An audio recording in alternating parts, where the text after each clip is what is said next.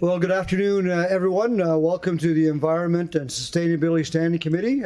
My name is Tony Mancini, the chair of the committee. It is September the 4th. It's 1 o'clock. I'd like to call this meeting to order. First of all, I'd like to acknowledge that we are on the land of the Mi'kmaq people, and here in Mi'kma'ki, we all consider ourselves to be treaty people. First off, we have item number 2, approval of the 6th. Moved by Councillor Steele, seconded by Councillor Dale Gammon. All in favor of the minutes? We now have official minutes. Thanks very much. It's now item number 3, approval of the order of business and approval of additions and deletions. Madam Clerk, any additions or deletions? There are no additions or deletions from the clerk's office. Thank you, Madam Clerk. Anything from the committee? Seeing none, so we have someone move the order of business. Moved by Councillor White, second by Councillor Hartling. All in favor? We now have an agenda. Fantastic. Is there any business arising out of the minutes? Seeing none. Call for declaration of conflict of interests. Seeing none. And motions of reconsideration, motions of rescissions, consideration of deferred business, and notice of table matters all fall into the none category. Madam Clerk, are there any correspondence or petitions? No correspondence or petitions have been received by the clerk's office. Thank you. Anything from the committee? Seeing none. And we now come to 10.3 presentations. We have 2 presentations. The first one is 10.3.1, and that's assisting HRM in diverting textiles and other goods from the landfill. And we have Shelda Cochran. Come forward. Welcome, Shelda. How are you? Yep. Welcome to both of you. You have a presentation, do you? And so we'll get the clerk to cue that up if she hasn't done so.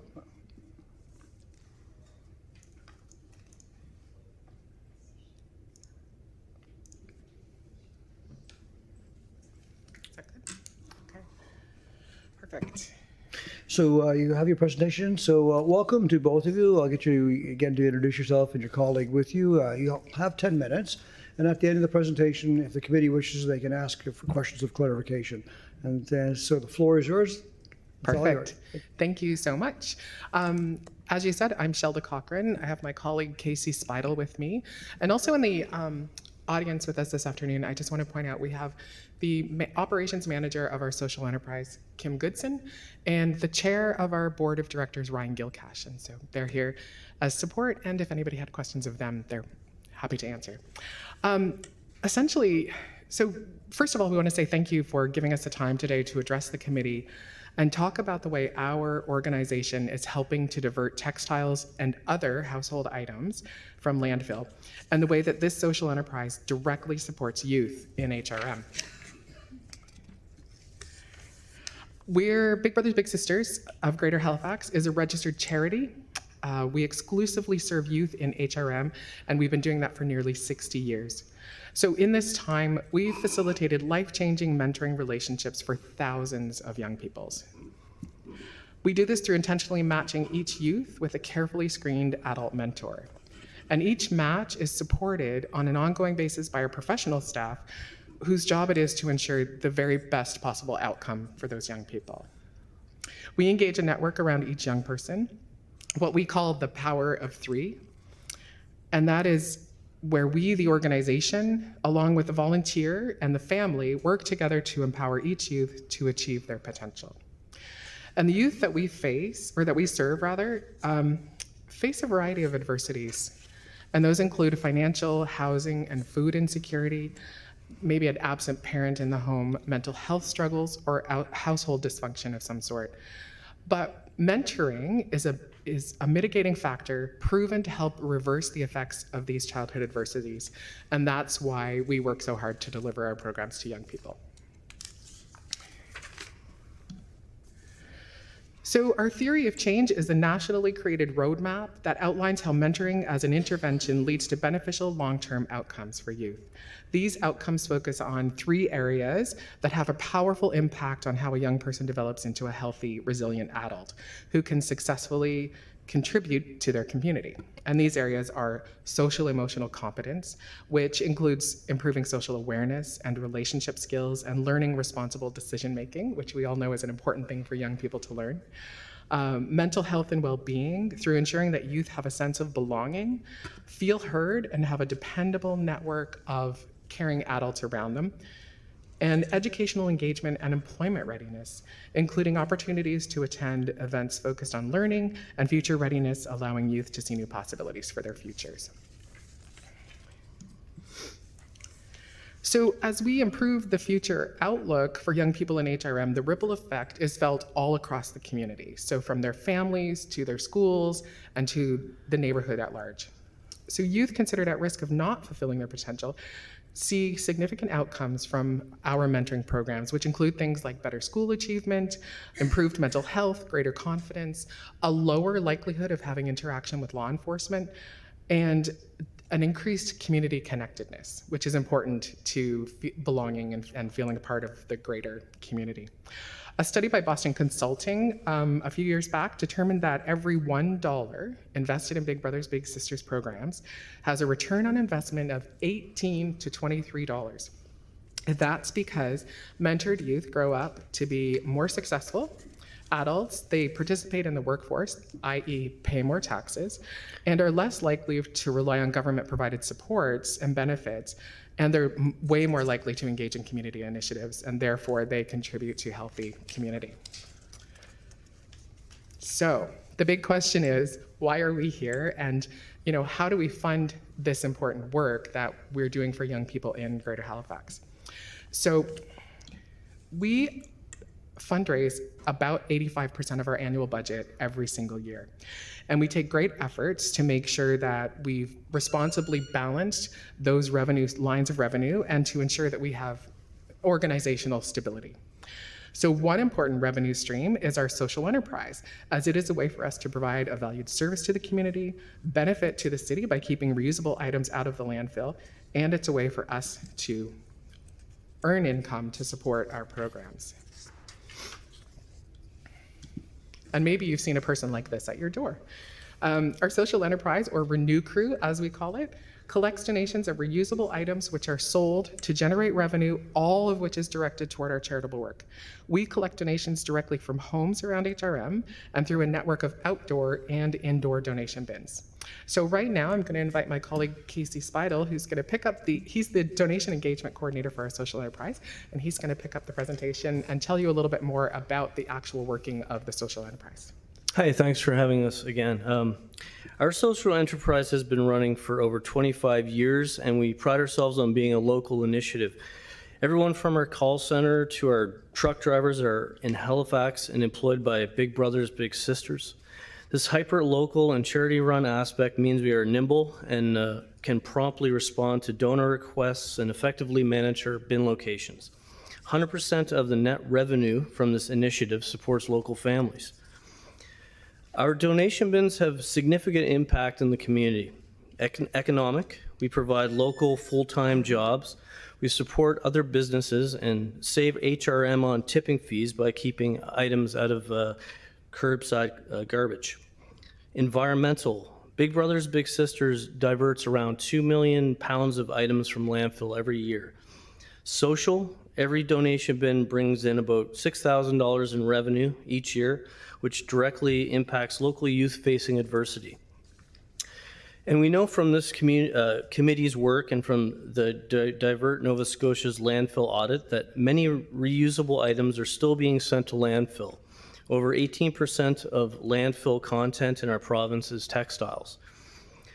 Many people cite convenience as a major contributing factor to whether or not they donate reusable goods, and feel that if charity donation bins were easily accessible in their neighborhoods, they would donate. Bin locations can be difficult to secure, as private businesses don't really get a benefit from allowing bins on their property, apart from some credit for being a good corporate citizen.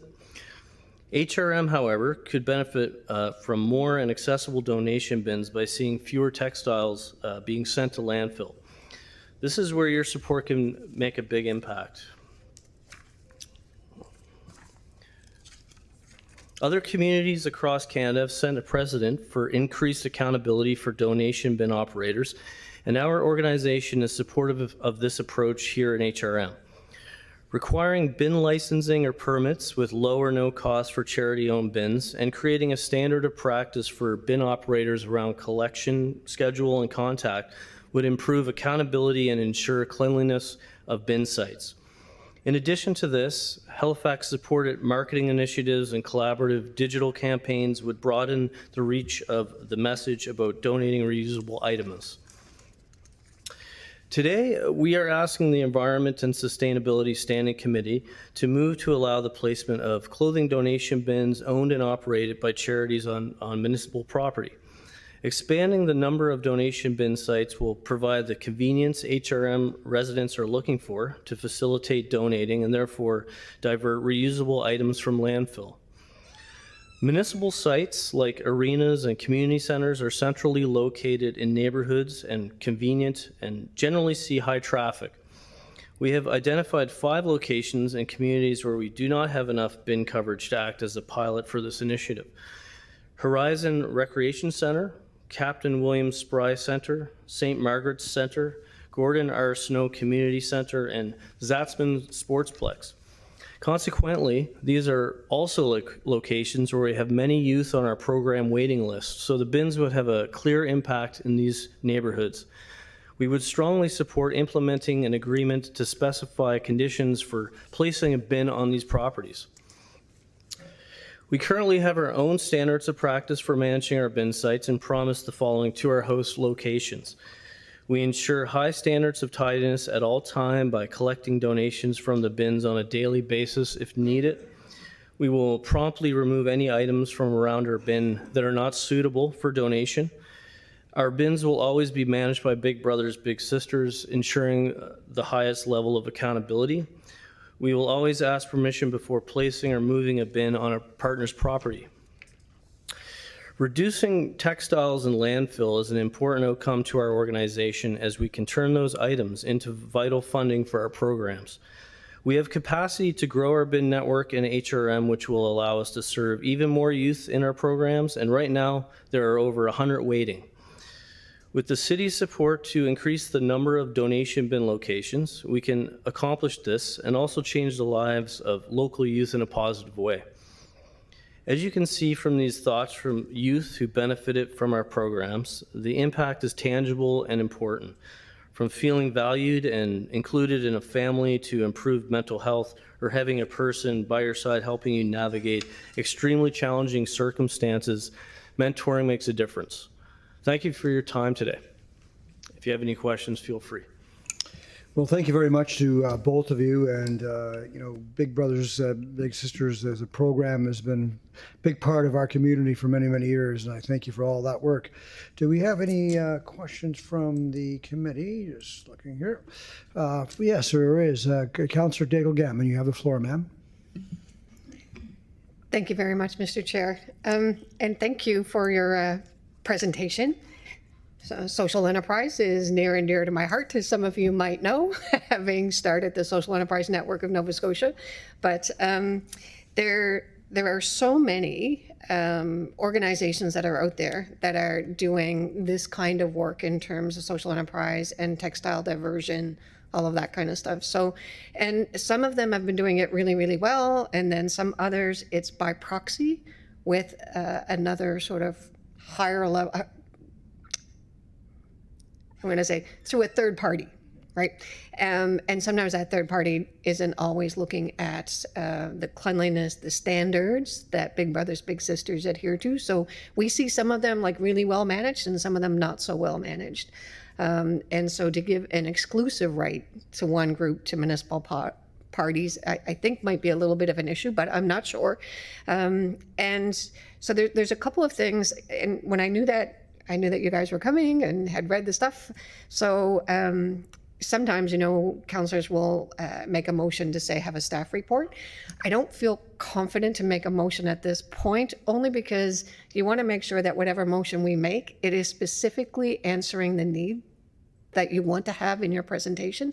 So if another counselor feels that they have enough information, I'm sure, but I would commit to taking this away, working with our staff to find out what is the right motion and what is the right ask to make sure that we do support such a great, an environmentally good idea, also to promote social enterprise and to, bring value to the work that we do to support youth in our community. So thank you very much for taking the time to be here and to do this. It's awesome. Thanks. Thank you, Mr. Thank you, Councillor. Councillor White. Thank you, Deputy Mayor. I had similar thoughts about all the different charities that do this.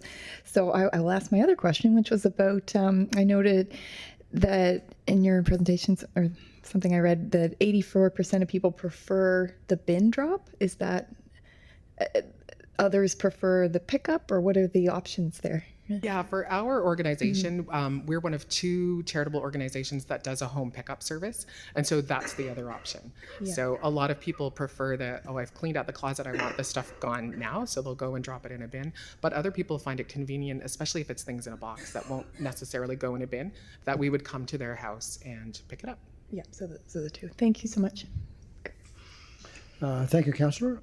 Seeing no other questions from the floor, I just a comment. I have, and Councillor Dale Gammon alluded to it. Many of us as councillors receive complaints about some of the bins and the cleanliness of the bins, and we'll see locations. I'm thinking in Dartmouth and Tacoma Drive. There are a variety of different organizations that are there, and there's constantly lots outside of the bin. So that, having a process to make sure that doesn't happen, I think will be very important as we move forward. And I agree, supporting social enterprise, we have lots of great examples in our community of outstanding social enterprises, so it makes perfect sense. And diverting textiles is a real issue with municipalities across the province. We have way more textiles going into our landfill that shouldn't be going in the landfill, and I think there's an education piece that's still missing. People don't realize that that material they have that may be torn and it can't be worn again still can be reused again. And so I think we, with the municipality and maybe with partners like yourselves, that's an education piece. We could step that up. So no questions there, just those comments. We thank you both very much for coming today. All the best. Cheers. All right, our next presentation that we have is 10.3.2, Kelly Schneer. That's with the Natural Edge program. And so if Kelly could come forward. Hey, Kelly, how are you? Good to see you. No stranger to these chambers.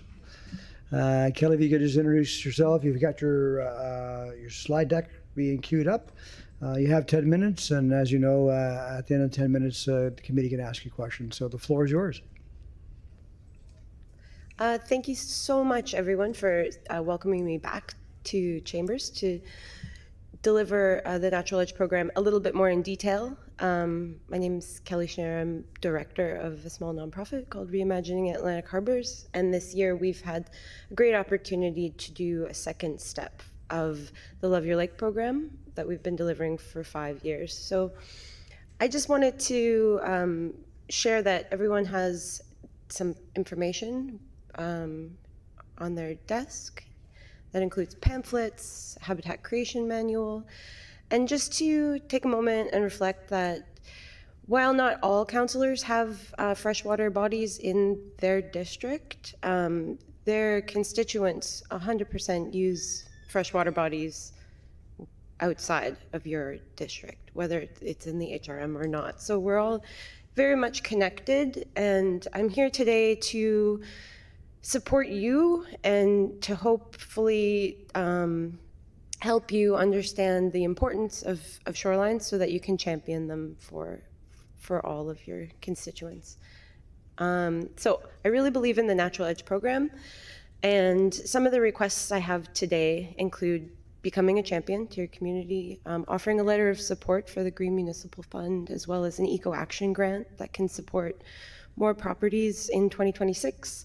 I'd like to have a discussion, if possible, to think about how the naturalization program that the HRM champions can partner in an innovative an interesting way with the Natural Edge to prioritize native species propagation.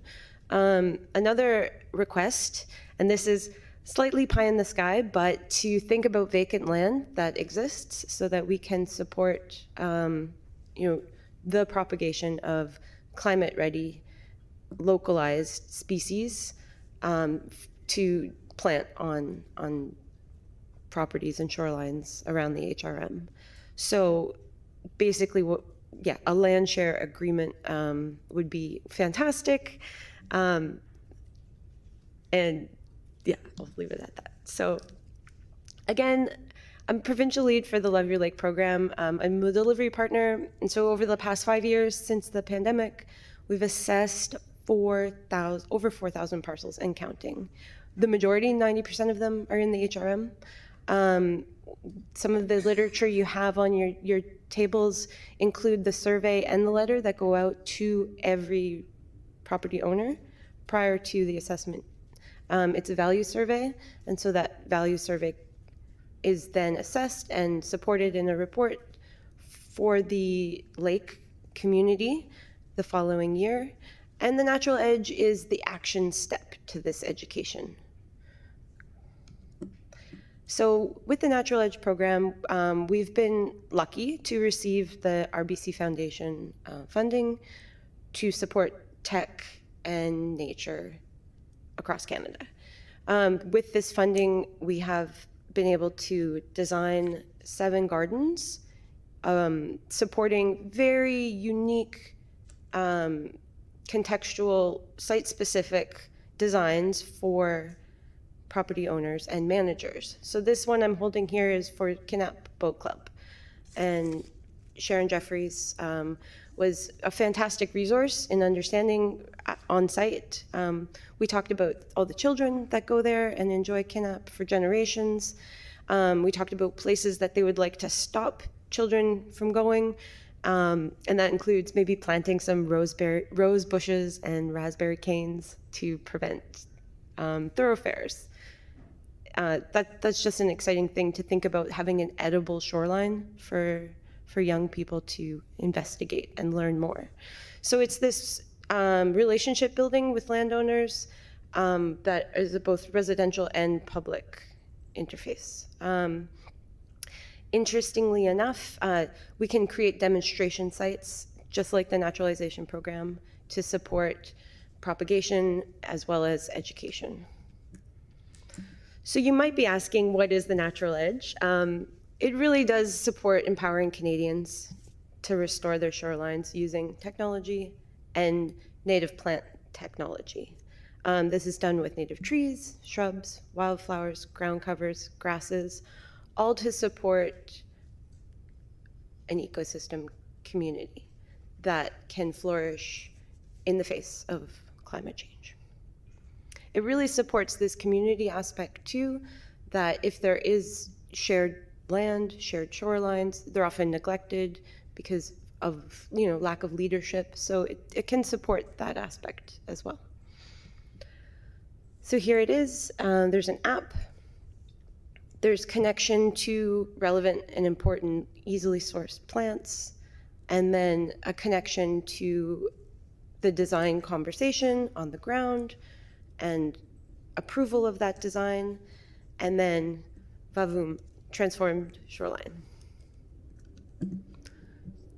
So it's important to take action due to the fact that people value the health of their shorelines and how it looks. There's that missing link. It's called access. Most of the nurseries are outside the HRM. Most of them are unknown to people. And the concept of traveling 2 hours to buy a shrub is not something everybody can do, right? So this is the real element I feel that the Natural Edge is offering to residents, is this access point that we can provide kits that are well designed and easily accessible in the HRM. So Watersheds Canada, Chloe Lejoie came with me last month, and this is some of the successes. This is something we can look forward to in the future in HRM. As well, agricultural plantings are a part of the Natural Edge program. It's exciting. There aren't a lot of agricultural zoned parcels on HRM land, or I'm sorry, HRM lakes, as you probably know. It's just to say that it can work outside of a residential or urban environment. Keep going. I don't have the time. Oh, it's okay. I'll let you know when you have 30 seconds left. Okay. About 4 minutes or so. Okay, thanks. And so this is a picture of the Love Your Lake surveys that happen during the summer. This is the mission, working with communities, landowners, organizations, all the while to protect lakes, rivers, and agricultural drainage ditches to support effective, transferable, and long-term solutions. So it's really about finding and selecting suitable species that can thrive basically on their own, right? The ultimate goal is for these gardens to be spaces that people don't have to replant, don't have to baby and take care of, consistently, that they can eventually, with the right amount of care, thrive on their own. So the area we work in is the red zone. It's the riparian zone. It's also a space that can be easily planted. Here's a natural shoreline. Here's what we're facing on, I'd say 50% of lakes are facing development. So we have a lake, I was on Lake Charles this week. It's a beautiful lake. Over half of it is completely developed. The other half isn't. But so the people with developed properties can maintain a view, but there is development pressures. I'll say that.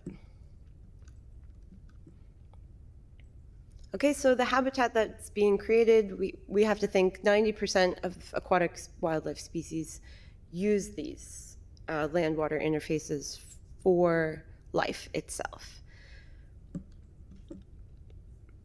The critical element with naturalized shorelines is the root stabilization components. Filtering of toxins, we're looking at mostly lawns on individual shorelines, which create a lot of impact. Geese are well understood. The wonderful thing about geese is if they don't have open area to see their predators, they don't want to be there. So creating dense, habitat-rich environments is the solution. You guys have these slides. They're mostly educational. I would really like to share the Boat Club report that has been approved as well. And I welcome any discussion questions that you have. And I welcome the invitation to come back and give you updates as the planting takes place this season. Well, Kelly, thank you very much for the presentation. We truly appreciate it. Just looking to see if there's any questions from the committee. I'm seeing none, so if I may, colleagues. So you do have two asks today, a letter of support for the naturalization program, and can you explain how that letter would be used? And your other ask is about vacant land, and I'm not sure, you were looking for some sort of a land share agreement. I'm not clear on what you would be doing on that vacant land, so if you wouldn't mind clarifying that, that'd be great.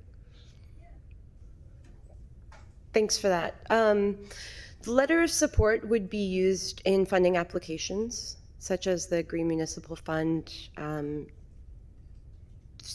specifically dedicated to trees, and the Eco Action Grant, which would be a multi-year agreement with Watersheds Canada that would support the purchasing and design of more gardens.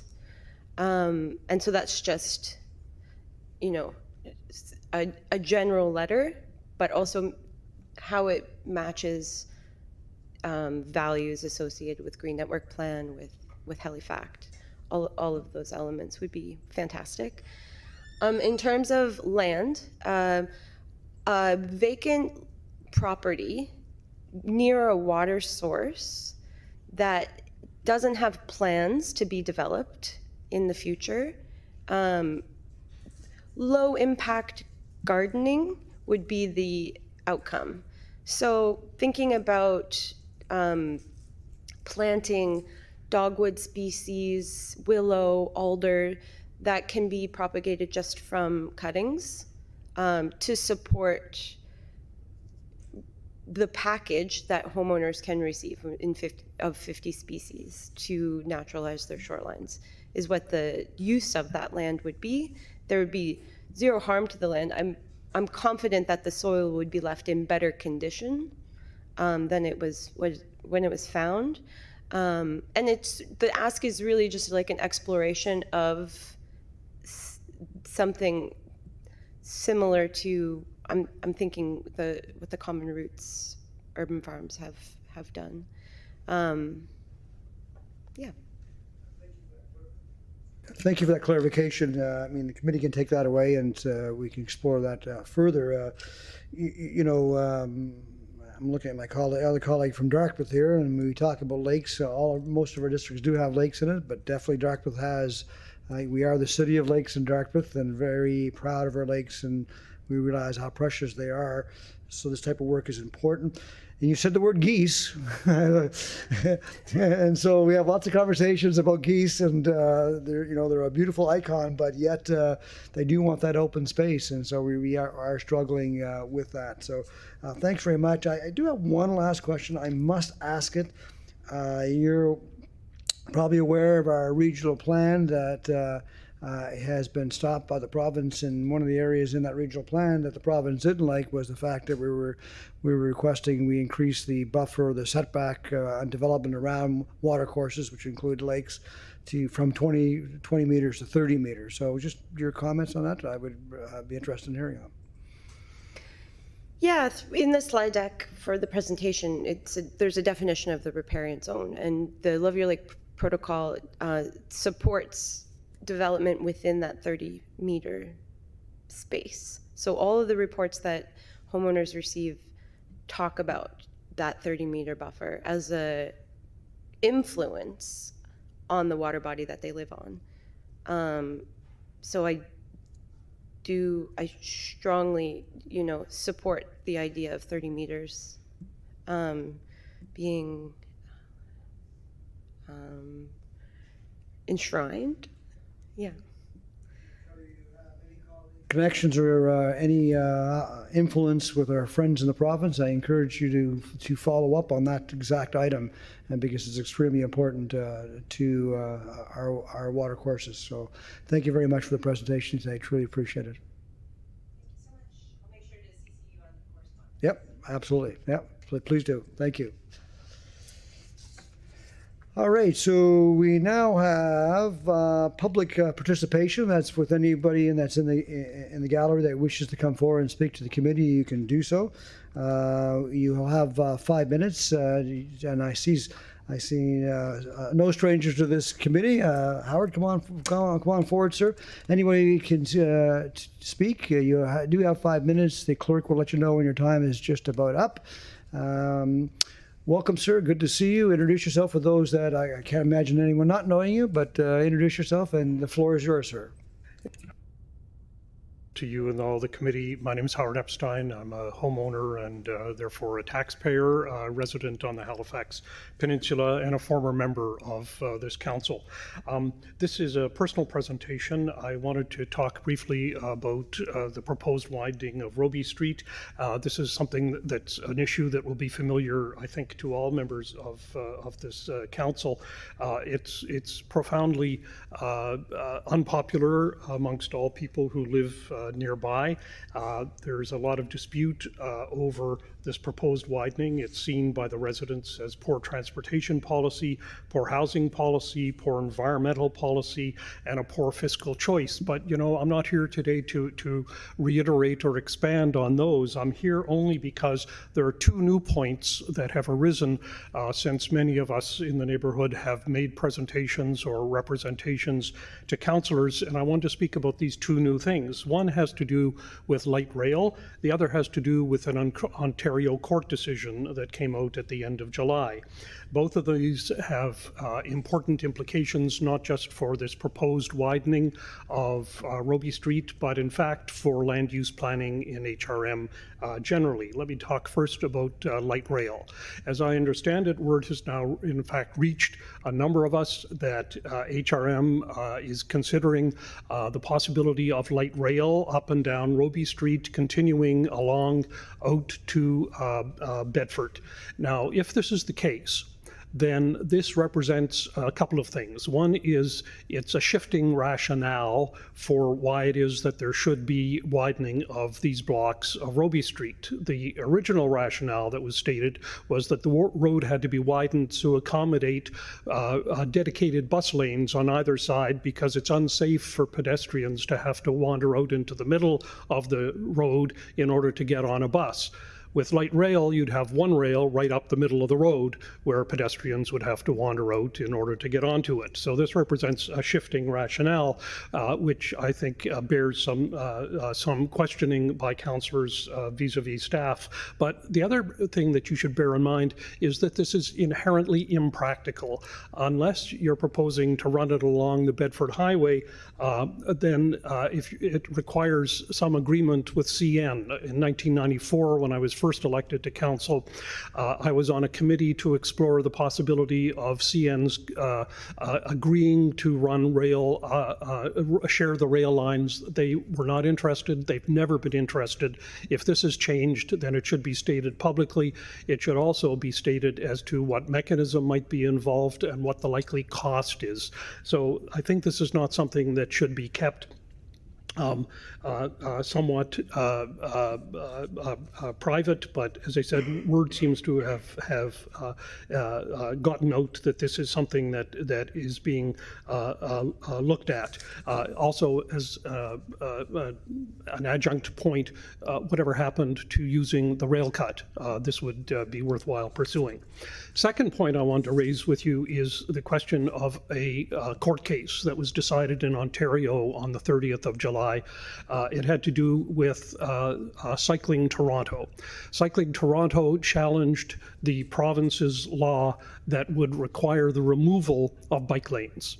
And they were successful in challenging that law on the basis, in the words of the justice who dealt with the case, that essentially interfering with an established piece of physical infrastructure in this case would endanger the life and safety of people who were using the road already on their bikes. I'm suggesting to you that this is relevant not only to the proposed widening of Robie Street, but in fact, if you look at this case in detail, you will find that it has a lot of implications for how land use planning has to be done in HRM, and indeed in all municipalities around the country. The case, I certainly agree, has been placed by the Ontario government under appeal, so we may not have seen the last word on this, but it is a very suggestive case, and it's very important, I think, that your legal staff under your direction and your planning staff have a close look at this case for its implications. So those are the 2 points that are new and that I wanted to raise with council members here so that they would get the chance to pursue them and think about them. Thank you very much. Thank you, Howard. I truly appreciate the presentation. We're getting some echo here. Not sure what's going on. We're not sure. We're aware of the technical issue, but. Okay. Thank you for the presentation and truly appreciate it. I'll call to see if anyone else wishes to come forward to speak to the committee. Call again, and I'll call the third time if anybody wishes to speak to the committee. Okay, thanks very much. That's the end of our public participation. There are number 12 is information items brought forward. There are none, and now we come to reports. 13.1.1 Hemlock Woolly Algated. See, we talked about this on the ferry, and I messed it up. I know the bugs that are messing up our hemlock trees. Management plan. So if staff could come forward, please. We would love to hear from you. I believe there's a presentation. Shauna, welcome. Wondering before you get to your presentation, could you introduce your team and your newest team member being your director also? Am I on? Yes. I'm Shauna Dahl. I'm an environmental specialist with Environment and Climate Change. Behind me is my manager, Emma Waddy, who's the manager of the environment team. And we also have Jonah here with us, who is our new director of Environment and Climate Change. Well, welcome to all. Jonah, welcome. The tradition is in this committee, the newest director always buys the coffee afterwards. So we look forward to that. That'd be fantastic. Do you have your slide deck up, Shauna? It does not appear to be up.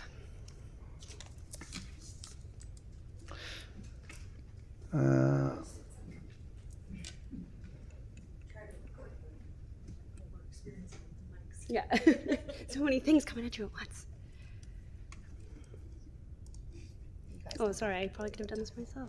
It's okay. Excellent. Thank you, Shauna. The floor is yours. Thank you. So like I said, I'm Shauna Dahl. I'm an environmental specialist with the environment team, and I'm working on invasive species management as a big part of my work. I'd just like to start by saying that I am a settler person, and I acknowledge that we are gathered here today on the unceded and ancestral territory of the Mi'kmaq people. So I'm here to talk today about eastern hemlock trees, also known as Esquuk. And it is one of the most ecologically and culturally significant species of the Wabanaki Acadian forest system. I feel like everyone here knows them, loves them. They can grow to be 400 years old. In fact, one of the oldest recorded was 800 years old. The oldest recorded living hemlock tree actually does occur in HRM and is 550 years old. And they are very important to the shape and function of our forests here in HRM and across Nova Scotia. So just to give you an idea of their extent, they grow throughout Atlantic Canada, but truly Nova Scotia is one of the only provinces whose entire landmass is the habitat of eastern hemlock. So it's a very important place for the eastern hemlock, and we're in fact in its northern range. So to get a little bit more into the ecological significance of eastern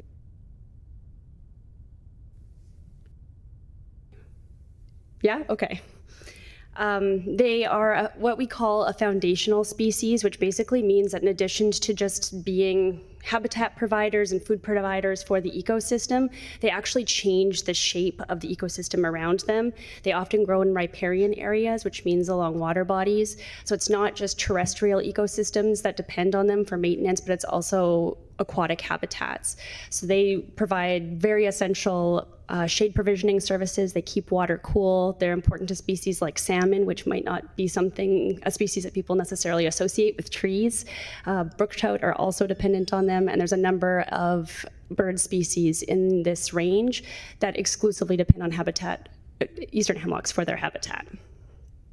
So I'm just giving you an idea of why we might be interested in protecting these trees. So, who we're really here to talk about today is a gal named Hemlock Woolly Adelgid,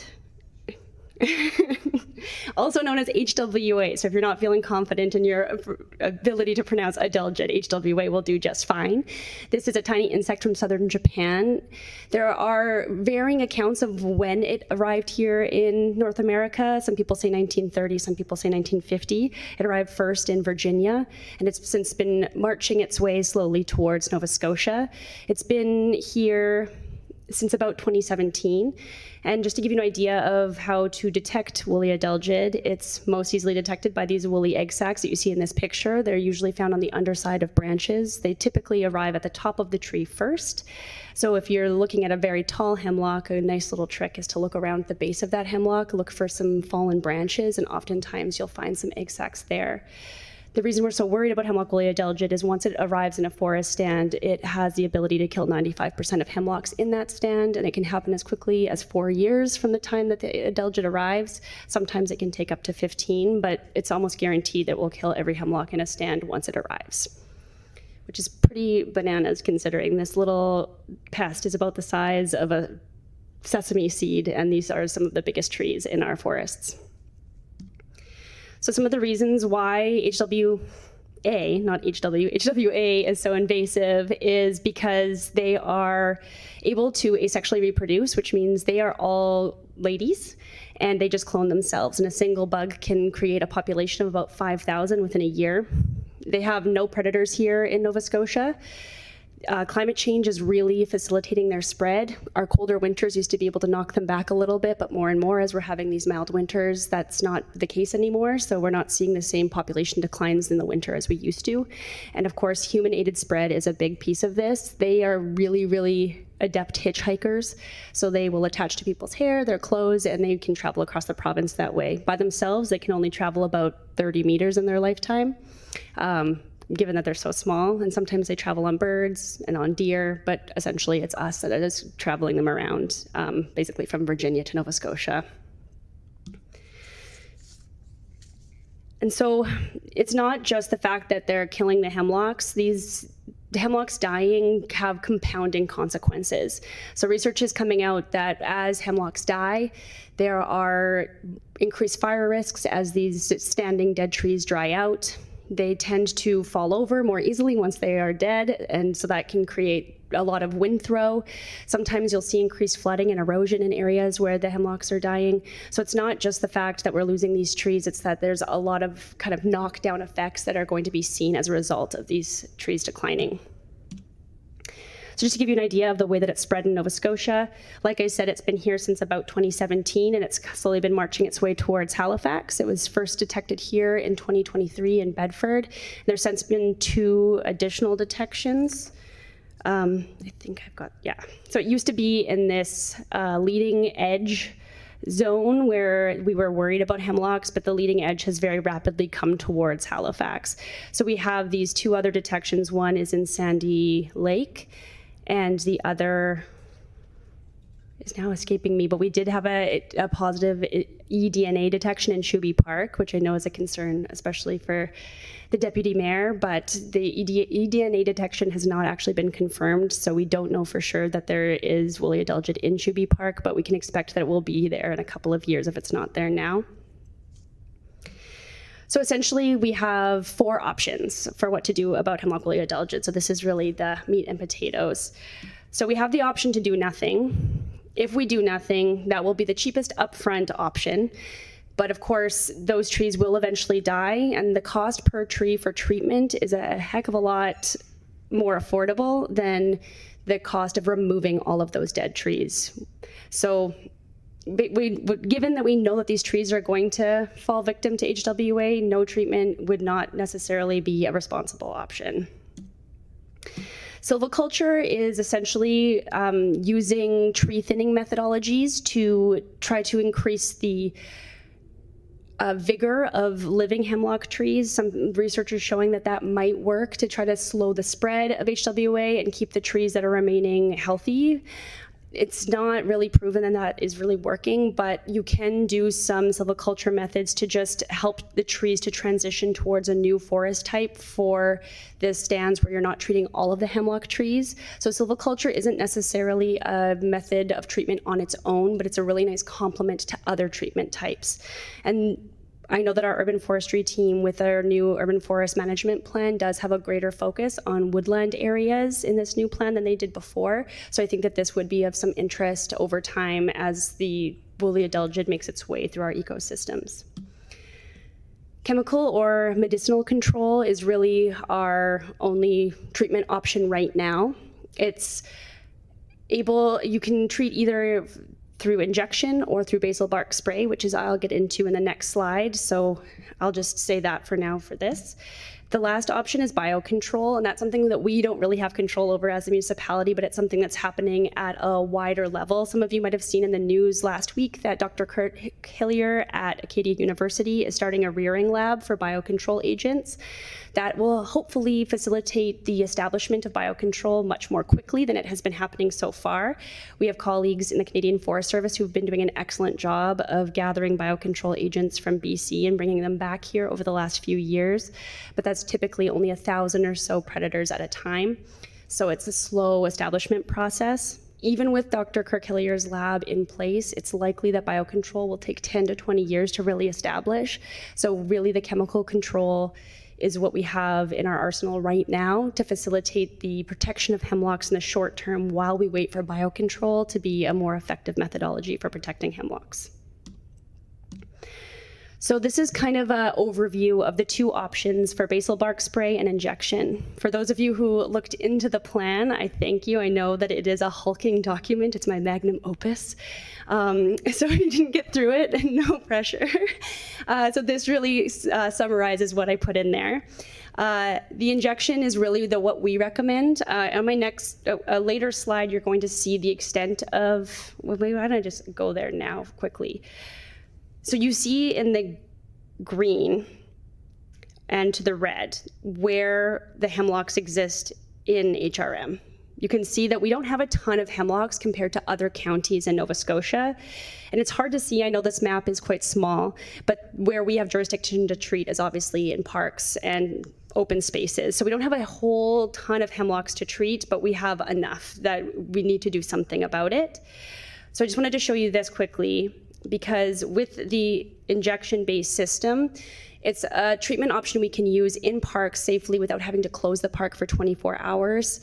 It is more expensive than basal bark spray, but it has lower risk of non-target environmental impacts. There's no yearly limitations on using it, so we can treat as many trees as we want, whereas with basal bark spray, there's a limit per hectare of trees you can treat.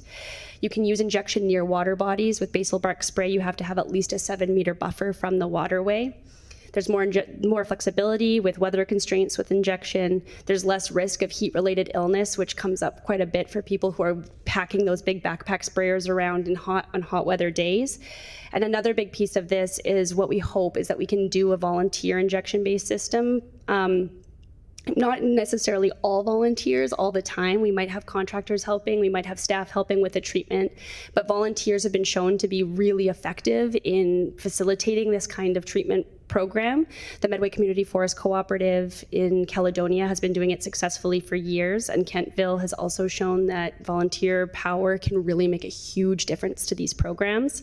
So injection lends itself very well to that kind of programming, whereas basal bark spray cannot be done by volunteers.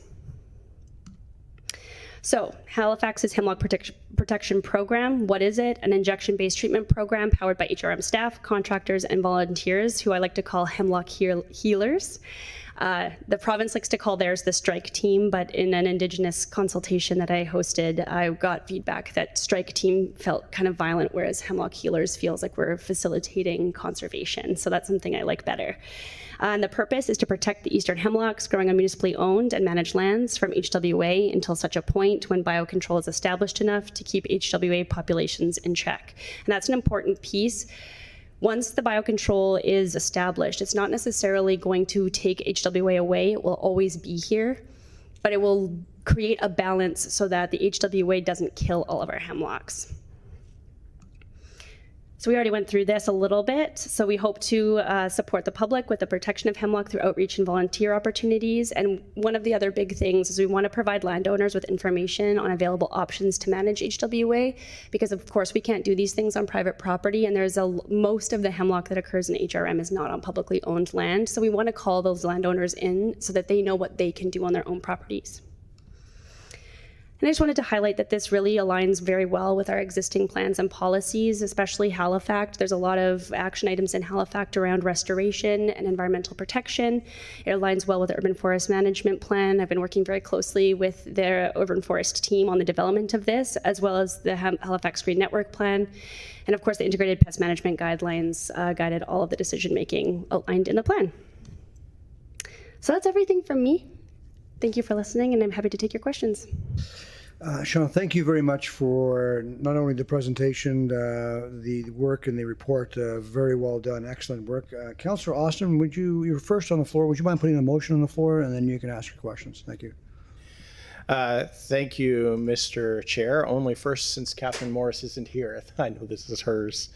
I move it is recommended that Environment and Sustainability Standing Committee recommend that Halifax Regional Council 1 approve the Hemlock Woolly Adelgid HWA Treatment and Management Plan as set on Attachment A to this report. 2, direct the Chief Administrative Officer to direct staff to initiate treatment of eastern hemlocks with a focus on the 15 priority parks identified within the HWA Treatment and Management Plan. And 3, direct the Chief Administrative Officer to carry out the actions contained in the HWA Treatment and Management Plan as part of the multi-year budgeting and business planning process. Second by Councillor Daigle Gammon. Councillor Austin, you have the floor. Thank you, Mr. Chair, and more good work from our environment group. I just have one real question about this, and forgive me, I still need more time with your opus. So maybe this is in there, but in terms of like the volunteer component, I'm wondering how this might tie into the park stewardship program piece, because this seems like, oh, well, the two seem to be in the same space potentially.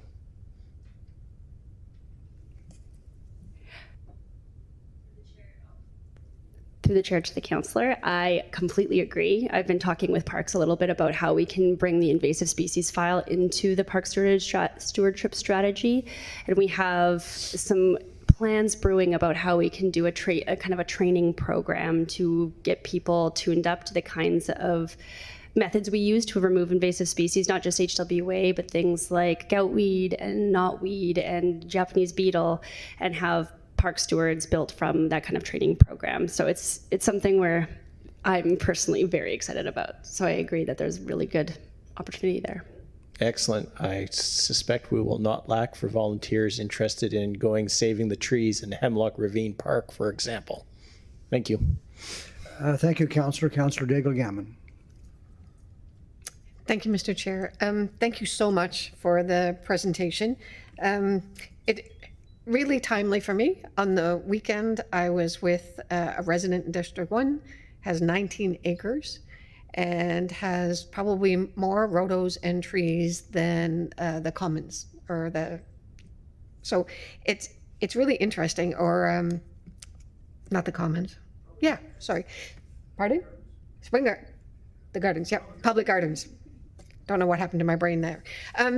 So, and we were walking through his property, and I could see all of the places where the hemlocks, where he's got them marked, and I was going to be trying to figure out what is the best way to treat them. And I had said, I'm pretty sure this is coming up at environment and sustainability. So when I looked at in the report, when I looked at the 15 locations that were chosen, they all made sense according to that. I'm wondering, how do we engage public? How do we, private landowners, and when you say the volunteers, like following up on what Councillor Austin is saying, what is that project going to look like about engaging volunteers? So that's sort of the one piece. The second one is a little bit worried about the financial implications section of the report, because it does look like within the current budget that there's, the budgeted amount is there, but there's the potential to have to seek additional funding for 26-27. So this motion getting approved doesn't necessarily approve the additional funding that may or may not be needed. So is there a plan B if that doesn't come to fruition? Thanks. To the chair, to the councillor. So first, Your first question is so important. That's something that I'm part of the HWA Maritime committee that contains people from the province, from the feds, and all of these different municipalities across the province. And this is a question that comes up more than any other question anytime I engage with the public, is what to do on their private property. And this kind of ties into your second question, because it is so expensive. Yes. Because the product itself that we use to treat this, it's a very expensive product, and it comes from the US, so there's that cost of the difference in the dollar. So it's a hard question to answer at this point. We're all working together to figure out what the options are. There is currently a program through the Medway Community Forest Cooperative and their associated land trust where they are taking in woodlot owners and helping them to pay for some of these costs, but it's an ongoing struggle. When it comes to organizing the volunteer capacity, I think that we'd model it pretty closely after what the Medway Community Forest Cooperative has done. They have already offered to send someone here to help train people for the first time and offer some assistance in that. So I think we have the capacity for now to kind of start building it. And honestly, I have a database of 200 people already, of folks who have come out to surveys, who have come out to information sessions, who are like Councillor Austin said, there's no shortage of people who are interested in protecting the trees. So I think that part is going to be the easy part. We already have the people on board, but the financial implications are big, and we know that. I think the plan B is continuing to apply for funding as much as we can. I don't know if Emma Waddy wants to come up here if you have any other comments on the budget piece. Good afternoon. I'm Emma Waddy, Manager of Environment. Through the chair to the councillor, we recognize that this is there will be a cost associated with this. I'm not sure if Shauna mentioned it, but treatment until the biocontrol is established, there would have to be treatment continuously, about every 5 years or so. So once a tree is treated, it's not protected forever kind of thing. So we would be working with our colleagues in parks. We could look at potentially tapping into the Halifax small projects bundle. We would be looking at cost sharing agreements with like land. I think like Hemlock Park or Hemlock Ravine Park has some provincial land associated with it too. So we could look at some cost sharing with the province. We'd also be looking for funding applications. So like we would be looking for ways to offset the costs in the moving forward.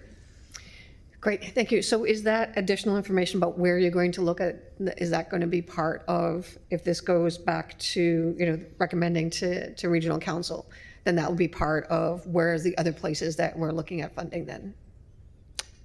We could provide that information, like our additional information. Great. Yeah. Awesome. Thank you very much. Appreciate it. Thank you, Mr. Chair. Thank you, Councillor. Councillor Hartling.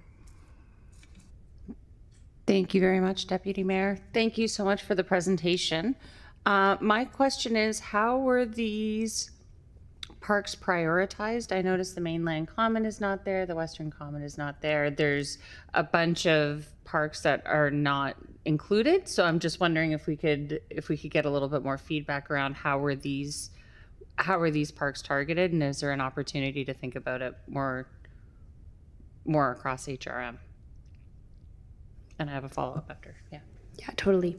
So through the chair to the councillor, we used the provincial forest layer first of all, and that basically shows, the way that the data works is it shows the top 5 most common species found in that forest, but it uses LiDAR and aerial imagery to assess that. That data isn't necessarily ground truthed. So it's estimated where the hemlocks exist. I've ground truthed a couple of places, and a few places actually got taken off the list because although the provincial forest data said that there should be hemlock in that area, there actually wasn't. So that was basically how we built the foundation of the priority ranking. And then we did a bunch of public engagement, and a lot of these parks, like for example, Point Pleasant Park and Sir Sanford Fleming Park appear on this list, but they didn't actually show up in the provincial forest mapping. But I know because I went with community members and they showed me where all of the mature hemlock trees are. So it isn't necessarily dense stands of hemlock, but they are high quality, older, beloved hemlocks. So that was another thing we used. And then we also, there was one more methodology we used.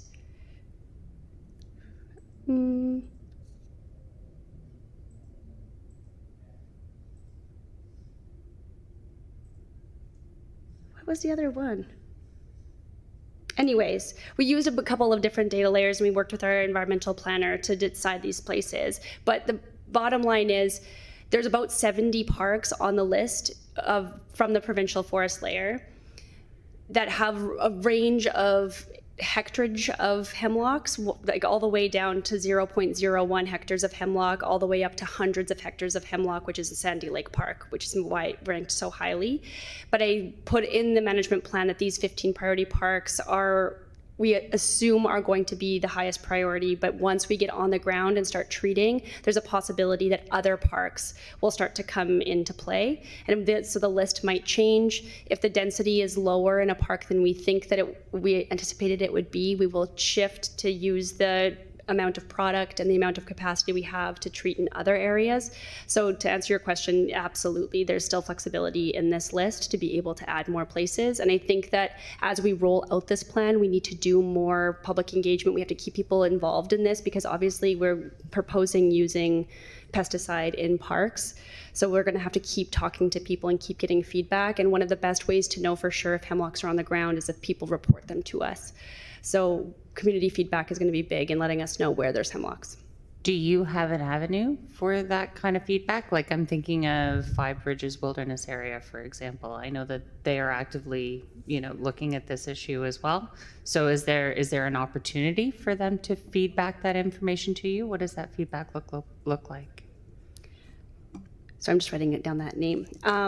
I think that we could continue to we could create a public survey. That's what we did the first time, and we had a chance for people to share their ideas there. We could continue to do in-person meetings. We could use the list of sites that we already have to host walks.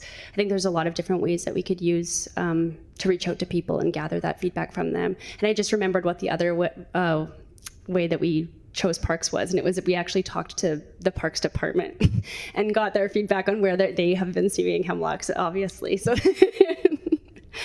so yeah, I think that there's a lot. We haven't delved into the way that we'll connect with the community on continuing to gather that feedback yet, just because we're still in this early stage of the plan, but I think that those are some ideas of how we would connect with community. Great, thank you very much. Thank you, Councillor. Councillor White. Thank you, Deputy Mayor. Thank you, Shauna. I definitely could sense the urgency in reading the report and talking about it today. So my question was about the volunteers as well, in that I understand we need to hire contractors to get going on this, but can there be some overlap there in what they're doing to help train volunteers and spread the word? To the chair, to the councillor, yeah, for sure. I think that it doesn't have to be mutually exclusive. I think we can have both things happening at once. We've talked a little bit about the potential for volunteers to so there's several phases of the treatment where we go do the tree marking, we do an assessment first, and then you go in and do the actual treatment. So there's these stages that have to happen, and we think that volunteers would be a really good resource to do that, the assessment and marking piece. So I think that that's the way that we would engage volunteers first. And then I think there could be opportunities, especially in the parks that we know for sure there's strong community presence. Hemlock Ravine is very clearly one of them. And Sir Sanford Fleming Park is another one that has really strong community presence. So I think the parks that we know have a community that's already assembled around this work, those would be like very low-hanging fruit places to have them be fully community-powered treatments. Whereas a place like Sandy Lake Park or Sandy Lake area, I think, is a bit of a tricky one because it's so densely hemlocked that it would be a lot of work to ask volunteers to do. And so it seems like that would be better suited to a contractor potentially doing that work. So I think that we'll probably roll it out in that way and have the people who want to show up be the dictators of where we would do volunteer treatment. That makes sense. Thank you. Yeah. Thank you, Councillor. Councillor Daigle Gammon, second time around. Thank you very much, Mr. Chair. I might be asking you and Emma and other councilors to help me remember. In a previous Environment and Standards Committee, there was a researcher or a scientist that came and presented, and it wasn't the professor at Acadia, it was someone else. Can you help me remember who that was? Donna Crossland? Okay. Is that who you're thinking of? I'm not sure. I'm trying to remember because they talked about, the value of whether it's the spray or the insecticide. And so is that Professor at Dow? If it's Donna Crossland, she's an ecologist that used to work for Parks Canada and now works independently. Parks Canada. And I think she's associated with Nova Scotia Nature right now. Okay. I think that would be the person you're talking about. Yeah, that is the person I remember her Yeah. presentation. Yep. Yeah. Right. If you could send me that contact information offline, I'd love that. Sure, of course. I appreciate it. Thank you. Thank you, Councillor. Seeing no other questions from the committee, I do have some comments and questions, if that's okay with everybody. Every time that I hear this presentation and we have this conversation, personally, I find this very emotional. I'm an avid backcountry camper and hiker and spend a lot of time in our forests, and I've got some amazing memories of actually not only hiking but camping in some of our hemlock forests in Nova Scotia and winter camping. And so it's to hear that they're threatened is emotional, and we all have a role to play. So I thank you for this work very, very much. The volunteers, as Councillor Austin mentioned, we're not going to have a problem with volunteers. The Lake Watchers program is a perfect example where they line up year after year, and so our residents step up when we need, and they want to help.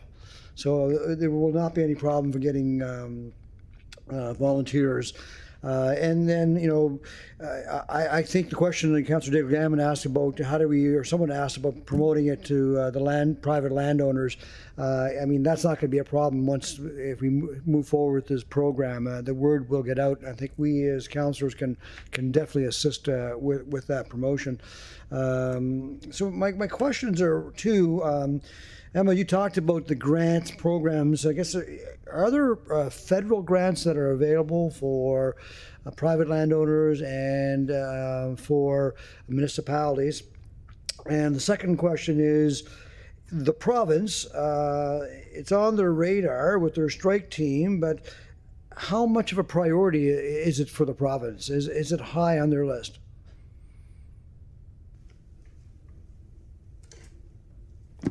To the chair. For funding, I'm not sure for private homeowners, if what funding would be available, but we are looking at some kind of climate adaptation related funding applications potentially through the Federation of Canadian Municipalities and other funders, private funding opportunities. And as I mentioned, we could potentially do some cost sharing on areas where the province is also doing work. They have been doing treatment, Shauna might know a bit more than me, but they have been doing treatment the last 2 years, I think, in different areas of the province, working with some groups like the Midway Community Forest Co-op and others to collaborate on areas. Yeah.